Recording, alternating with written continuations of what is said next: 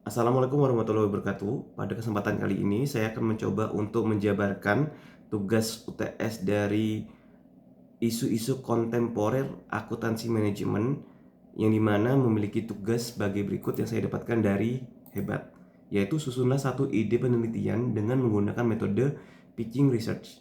Ide penelitian yang disusun wajib dalam topik akuntansi manajemen yang dimana simak tema-tema terkini dari website bayuaccounting.net.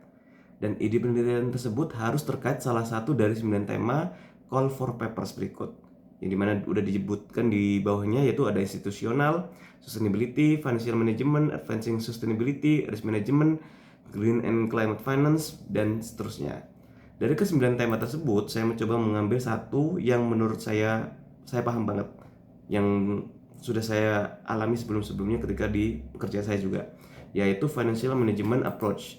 Nah, untuk hal tersebut, akhirnya saya mencoba mencari di jurnal di Scopus, yang dimana saya mendapatkan jurnal ini dari Simonov Sarpongkusi.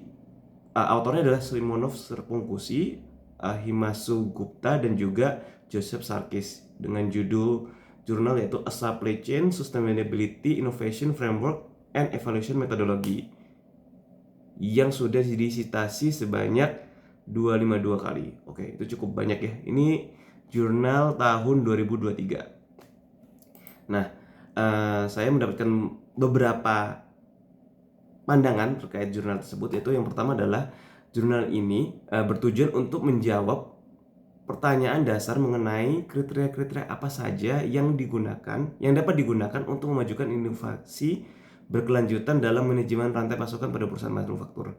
Seperti yang saya ketahui sebelum-sebelumnya ketika saya kerja di kantoran juga, masalah paling umum, masalah yang paling sering terlihat dalam perusahaan manufaktur adalah masalah supply chain-nya, yang dimana pasti dia ada masalah untuk terkesediaan dari stok barang perusahaan tersebut. Yang kedua adalah kita akan membahas tentang motivation atau passionnya. Dalam hal ini, kurangnya pemahaman mendalam tentang bagaimana mengelola inovasi secara berkelanjutan dalam konteks manajemen rantai pasokan, khususnya dalam industri manufaktur. Karena hal tersebut, seperti yang kita tahu, seperti yang saya sudah jelaskan juga sebelumnya, banyak banget yang masih awam terkait masalah supply chain atau rantai pasokan seperti itu. Oleh karena itu, puzzle ini mendorong peneliti untuk menyoroti dan mengidentifikasi kriteria-kriteria yang diperlukan untuk memajukan inovasi dalam manajemen rantai pasokan, terutama dalam konteks perusahaan manufaktur. Idenya dari mana? Bahwa pengelolaan inovasi berkelanjutan dalam rantai pasokan atau supply chain merupakan faktor kunci dalam mencapai keberlanjutan bisnis atau sustainability, terutama dalam perusahaan manufaktur. Hal ini mencatat bahwa meskipun pentingnya inovasi berkelanjutan telah diakui, namun masih ada kurangnya pemahaman mendalam tentang bagaimana mengelola inovasi secara berkelanjutan dalam konteks manajemen rantai pasokan. Karena hal tersebut juga, ide ini mendorong penelitian untuk mengidentifikasi dan menyelidiki kriteria yang diperlukan untuk kemajuan inovasi dalam manajemen rantai pasokan yang berkelanjutan, dan membangun kerangka kerja untuk memahami hal tersebut.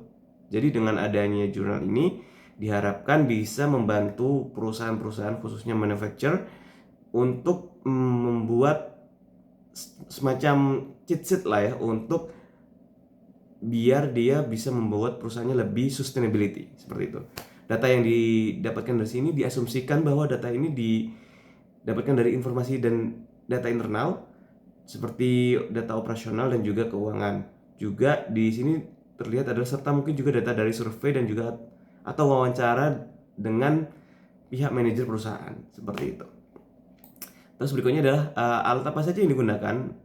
Dalam jurnal ini tidak dijelaskan secara spesifik alat atau metode yang digunakan, namun karena penelitian ini melibatkan evaluasi dan prioritasi kriteria manajemen inovasi berkelanjutan dalam rantai pasokan serta penggunaan model pengambilan keputusan, mungkin beberapa alat yang digunakan adalah termasuk teknik analisis keputusan multikriteria dan pendekatan statistik untuk mengevaluasi data yang dikumpulkan dari perusahaan manufaktur sampel, seperti itu. Keterbaruannya apa aja sih?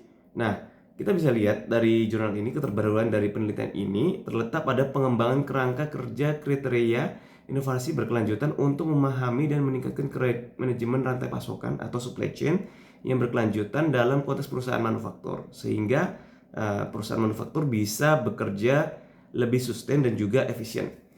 Lalu apa aja sih so what? Keterbaruan dari penelitian ini memberikan wawasan baru tentang pentingnya inovasi berkelanjutan dalam manajemen rantai pasokan, khususnya dalam konteks perusahaan manufaktur Untuk menerapkan keterbaruan ini, kita dapat mengadopsi dan menerapkan kerangka kerja kriteria inovasi berkelanjutan yang diusulkan dalam penelitian ini dalam praktik bisnis. Oke, seperti hal tersebut. Kontribusinya apa? Kontribusi penelitian ini dalam kehidupan adalah meningkatkan keberlanjutan dan efisiensi, seperti yang saya sebutkan tadi, keberlanjutan dan efisiensi operasional dalam rantai pasokan perusahaan manufaktur. Dengan ketika sudah mengidentifikasikan kriteria-kriteria yang diperlukan untuk memajukan inovasi berkelanjutan, perusahaan dapat mengembangkan strategi yang lebih efektif untuk meningkatkan kinerja rantai pasokan mereka. Seperti itu. Berikutnya adalah other consideration-nya, salah satu pertimbangan lain yang perlu diperhatikan adalah integrasi kerangka kerja kriteria inovasi berkelanjutan dalam praktik bisnis sehari-hari pada perusahaan manufaktur. Penting untuk memperhitungkan tantangan dan hambatan yang mungkin dihadapi dalam menerapkan kerangka kerja ini, seperti keterbatasan sumber daya, resistensi dari pihak-pihak yang terlibat, dan perubahan budaya perusahaan. Selain itu, perlu juga dipertimbangkan tentang bagaimana kerangka kerja ini dapat disesuaikan dengan konteks bisnis yang berbeda-beda, baik dalam skala perusahaan maupun lingkungan operasional. Karena seperti yang sama-sama kita tahu, meskipun kita sudah punya taktik yang bagus, taktik yang efisien, itu tidak akan berarti apa-apa kalau memang tidak bisa diterapkan sebagaimana mestinya. Jadi harapannya dengan ada jurnal ini, jurnal Supply Chain Sustainability and Innovation Framework and Evaluation Methodology, diharapkan perusahaan manufacturer bisa membuat atau bisa memberikan suggestion kepada perusahaan khususnya manufacturer untuk mengembangkan supply chain-nya mereka menjadi yang lebih baik. Seperti itu. Apabila ada kesalahan kata, saya mohon maaf, dan memang mungkin ada sedikit masukan atau mungkin pertanyaan, mungkin bisa banget langsung di komen di bawah. Oke, ya, terima kasih. Wassalamualaikum warahmatullahi wabarakatuh.